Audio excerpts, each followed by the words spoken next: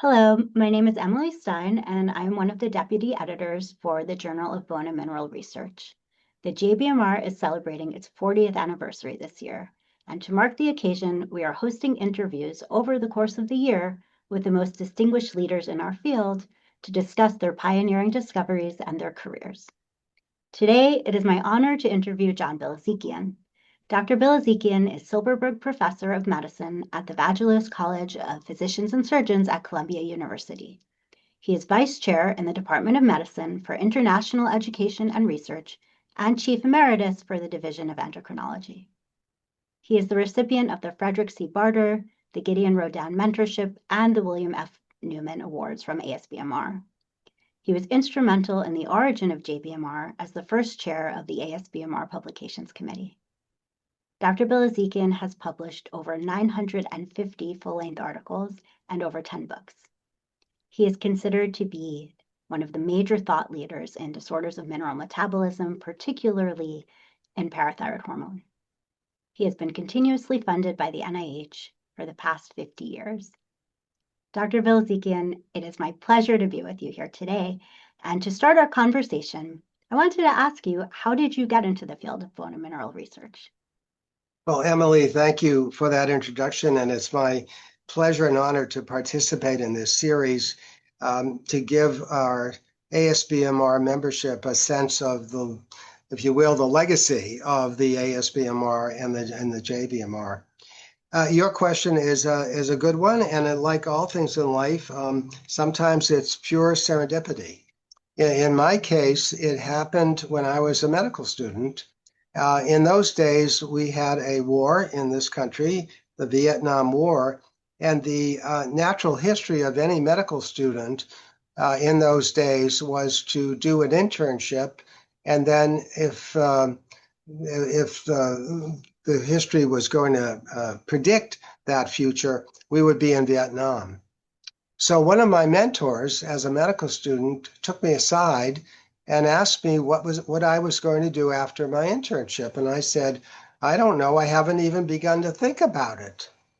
He said, you better think about it. If you don't, you'll be in Vietnam. So that led to a phone call at that very moment with one great figure in our field, Gerald Auerbach, who was at that time at the NIH, and Robert Canfield, this is the person I'm speaking about, called Dr. Auerbach on the phone.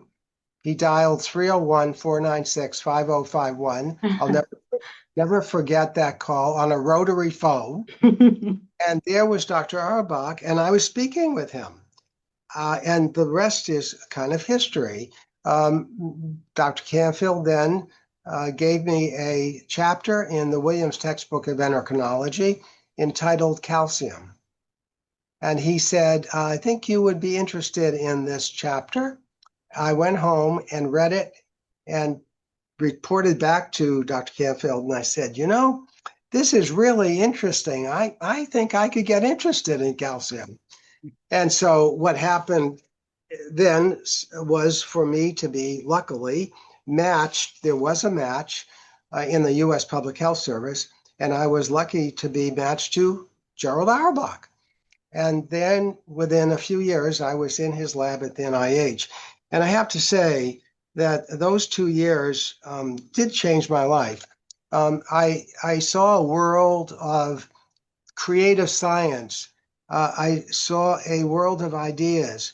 I saw a world in which, using rigorous scientific methodology, you could translate scientific discoveries into true clinical care.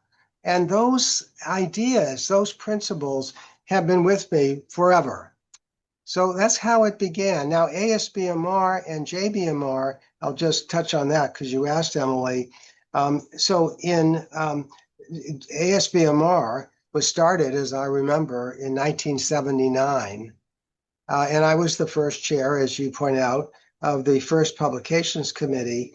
And it was my great fortune to be part of the selection of the first editor-in-chief of JBMR, Larry Royce.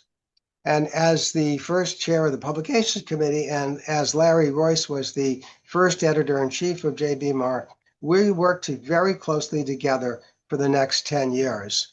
And I'd be happy to tell you a little bit about those formative years, because I began to think about how people make an impact in our field. And I'm going to speak about Larry Royce and what he meant to me and to ASBMR, as well as to JBMR. Yeah, please tell us about that. Yeah, so if you're interested, I would be happy to. So Larry was the first editor-in-chief of JBMR. JBMR was founded about 7 years after ASBMR. I believe the first edition, it was the JBMR, I believe it was 1986, but I think the first edition of the JBMR, I believe, was 1989. And I remember that, Emily, correct me if I'm wrong, but I remember that Volume 1, Issue 1, was a paper that Dr. Silverberg and I published. Oh my gosh. I think it was 40 years ago. 1986. Okay. But wow, that's incredible. What was that paper? So thank you for correcting me, but that sounds right, because we're talking about 40 years. But the article that Dr. Silverberg, and by the way, Dr. Silverberg is still here at Columbia. She's had her own distinguished career in metabolic bone disease. And let me just go back a moment to recall that in 1986, bone density became recognized as a useful clinical tool. Before 1986, we didn't have DEXA. And the only way we could assess the skeleton was by x-rays. There was bone biopsy, but not the kind of bone biopsy we then learned how to do. But again, going back to that year and that era, we published, and it was in, I believe, the first issue of the JBMR, a paper describing the skeletal phenotype of primary hyperparathyroidism. And that, in fact, yesterday I gave a lecture and I showed a figure from that paper of 40 years ago, which described what we thought then was a proclivity of parathyroid hormone to be catabolic at cortical bone, which is to say that looking at lumbar spine, hip regions, and the distal third radius, as one moves from the lumbar spine to the hip regions to the distal third radius, the distribution of trabecular versus cortical bone changes in favor of cortical bone. And thus, the phenotype, classical phenotype of primary hyperparathyroidism was seen most in the distal third radius, which is primarily cortical bone. So that figure showing that difference in the effect of parathyroid hormone, seemingly as a function of the different composition of those skeletal sites, was essentially the first paper that we published using DEXA, and I believe it was the first issue of JBMR. Wow. Amazing.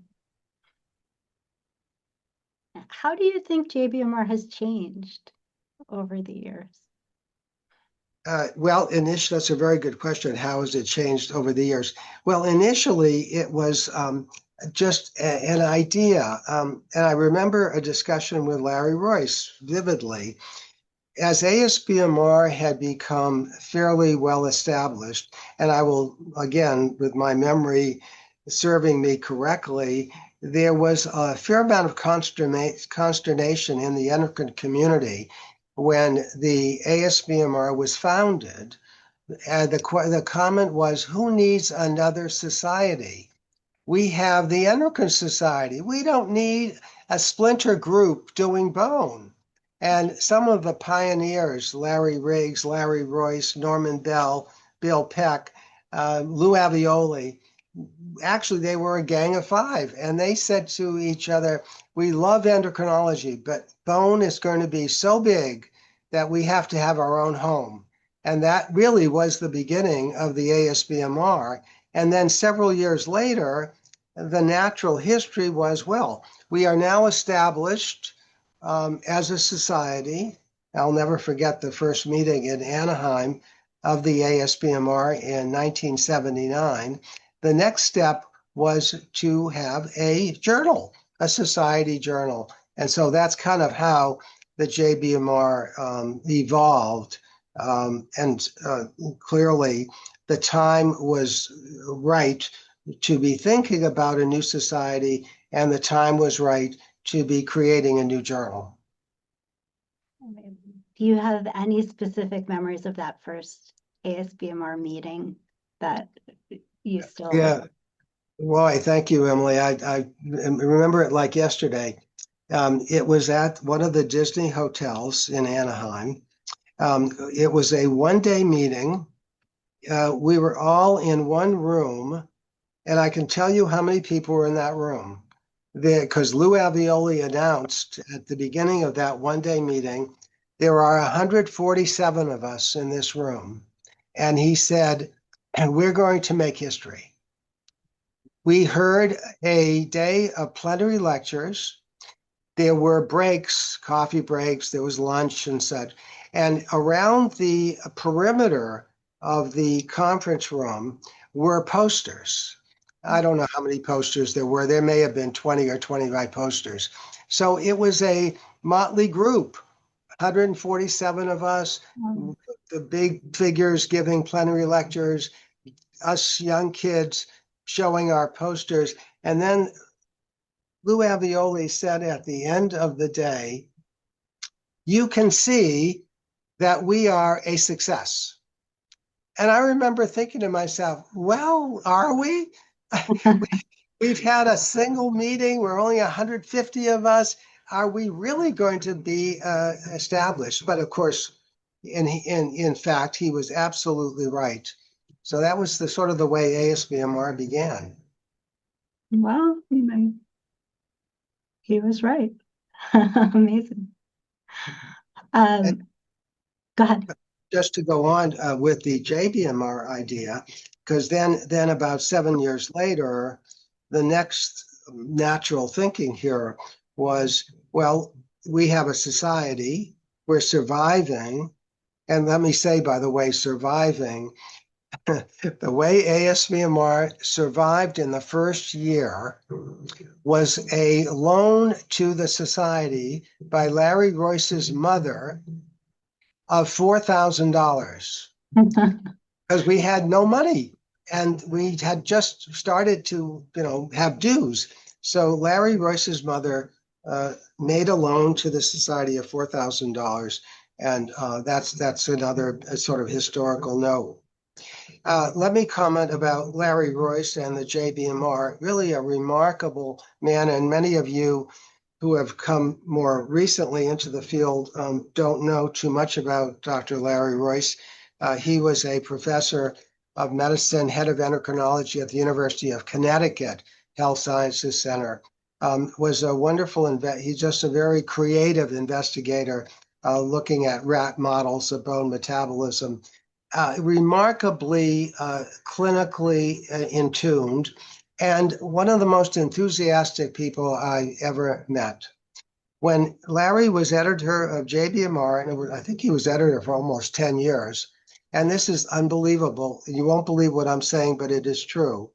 He would read every paper that was submitted, not just the ones that were accepted, but every paper that was submitted. He would then read the paper as published in the print version, because in those days we didn't have e-publication. He would read the paper in the print version, and he was a visual guy. He would even not only critique the paper again after it was published, but he would critique the layout of the figures. Wow. He would say to me, John, this figure was too big for this page. It should have been cropped, and this and that. And just the love of science and the need to learn.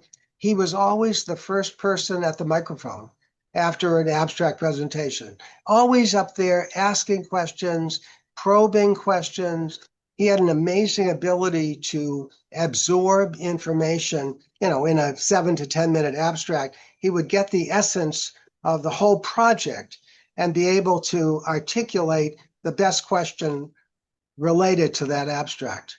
So a wonderful man, key founder of ASBMR. I think he was this. Lou Avioli was the first president, and Larry Royce was the second president of ASBMR. And as I said, he was the first editor of JBMR.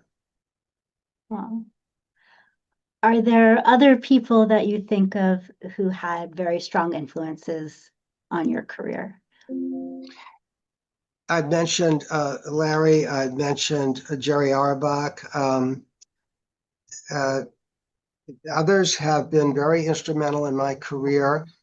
Later in my career, and even to this day, I have to say that Dr. John Potts, who is a former head of the Department of Medicine at Mass General, John Potts created the whole bone unit at the Mass General. And at the age of 95, he wouldn't mind me telling you how old he is.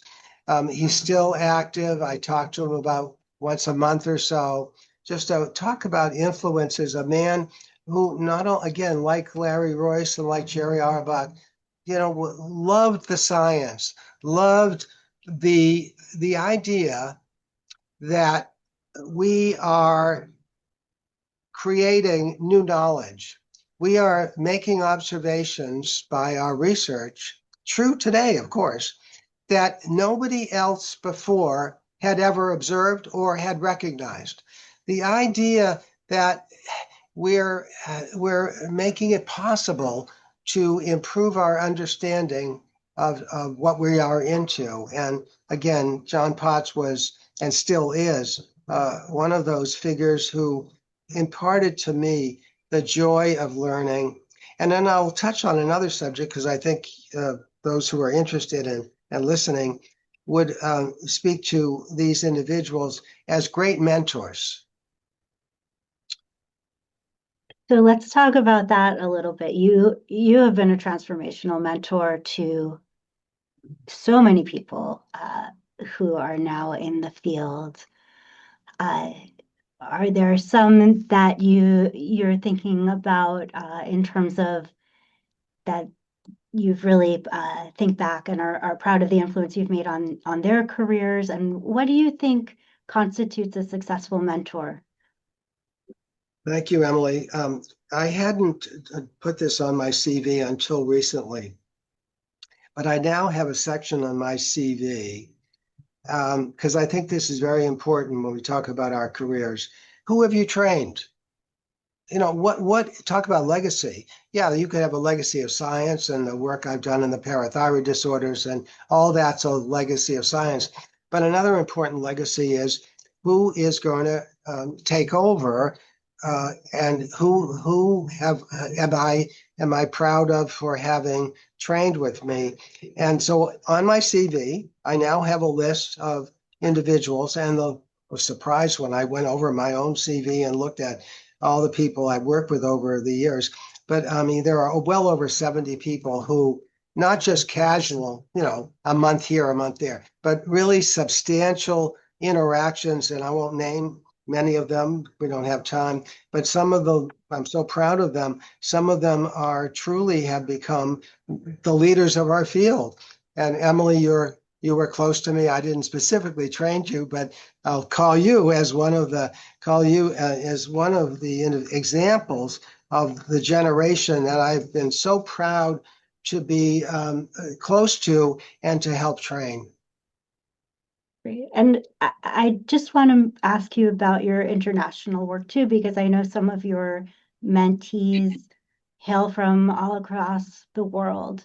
And so your outreach and you've influenced just our global community, really. So how did you get involved in that? And what do you think about when you think about all of the different people and countries across the world that have learned from you and been influenced in their careers by you? Well, thank you, Emily, for that comment. And I was surprised when I began to look into this at the time of COVID. 5 years ago was the first time in 30 years that I didn't have an international fellow working with me. And I was amazed. I just was used to having someone from Italy, someone from Brazil, someone from China, someone from Armenia, someone from Japan. I every year, in fact, and I still am very much in contact with some of them who have grown up and have become very much on their own and international leaders. I don't know how it happened, Emily. I don't know. In those days, I did a lot of international travel. And I remember when I was in Brazil in 1994, I went to Brazil to be participating in an international Congress in South America. And there was a reception that evening before the day. And a young woman had taken an all-night bus from Curitiba, Brazil to Sao Paulo.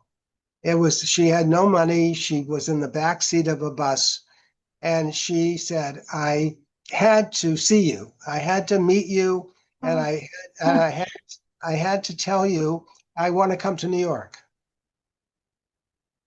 And she did. And she came and she spent 2 years with me. And then she went back to Brazil, came back to spend another 2 years with me and Dr. David Dempster, and now has become one of the international leaders in bone histomorphometry. And so how does it happen? How do we attract people, whether they're local or whether they're international? I think it's sense of, well, I want to learn from this person, as was the case in this other. But the other thing is we need to welcome them. If I didn't want them to come, they wouldn't come.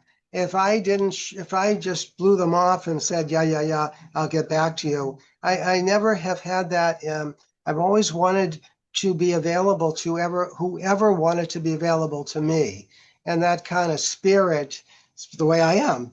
And as a result, when we talk about what is our legacy, I mentioned before, part of my legacy, and probably a more important part of my legacy than the papers I published and the concepts that were in those papers, but it's the people I've trained. Yeah. And I think we all feel that way about you. So. Let's switch gears a little bit and talk about some of the research, though, too. So what are the key research findings from your career that you think have moved the field forward the most?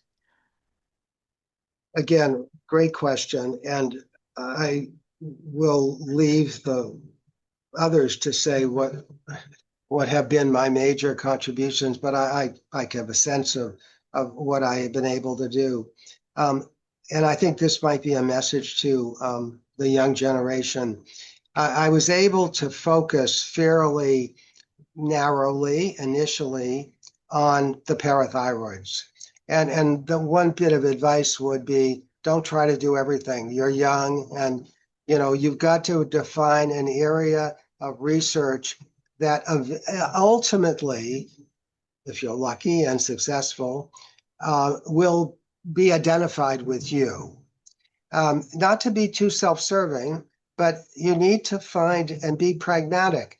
Don't try to do everything, and don't try to step on anybody else's toes. Find an area where you can honestly make contributions. And it turned out when new methodologies were being developed in those days, I mentioned DEXA, we started to use bone biopsies, and then later on, of course, we had more non-invasive method. But the idea of adapting new methodologies to old questions and old diseases, and to gain the kind of insights that you couldn't have had without identifying the problems and then exploiting the methodologies that had become available. And so that's what we've been able to do initially with the primary hyperparathyroidism. And then, of course, in 2000, I remember in 2004, I had this epiphany.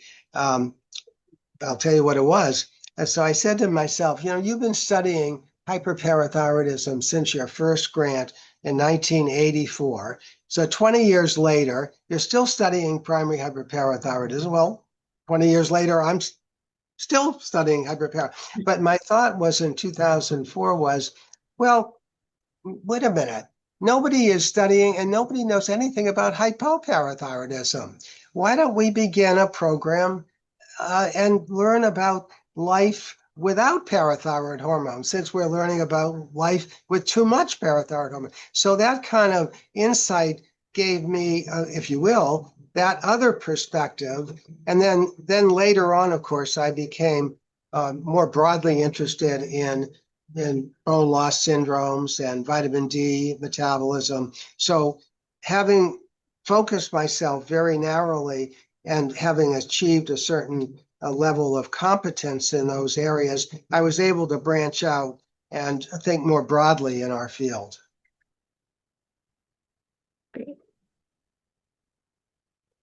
I think you've touched on some of the advice you would give to the next generation in bone about how to start out and focus. Do you have any other advice that you would give to students, trainees, people who might also read a chapter on calcium and find it fascinating and want to go forward?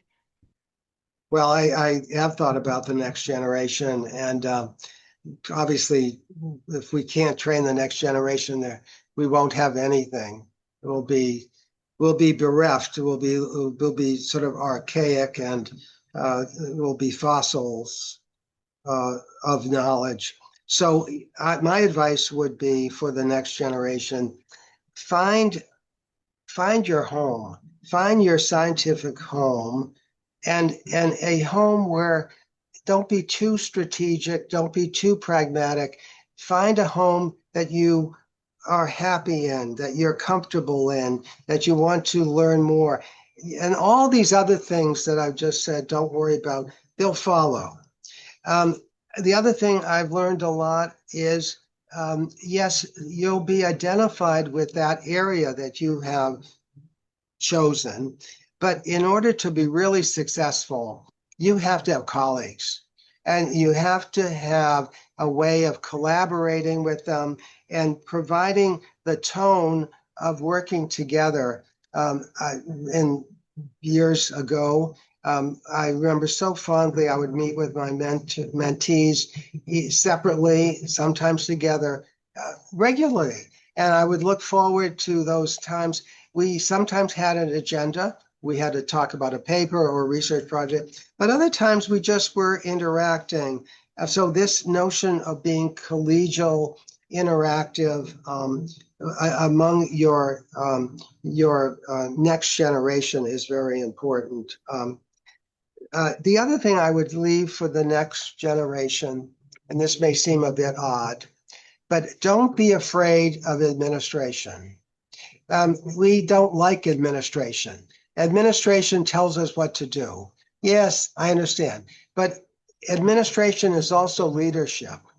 And as leaders of ASBMR or leaders of JBMR or leaders of our laboratory, we are administrators in the best sense of the word.